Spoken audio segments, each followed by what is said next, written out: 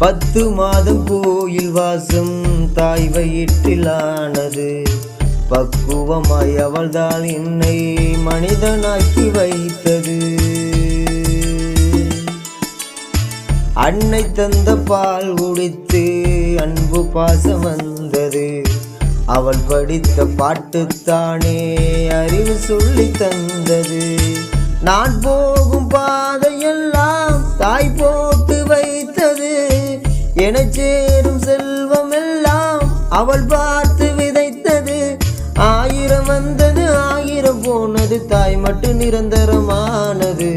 கதை போல தோணும் இது கதையோ இல்ல, இத கலங்காம கேட்கும் ஒரு இதயம் இல்ல.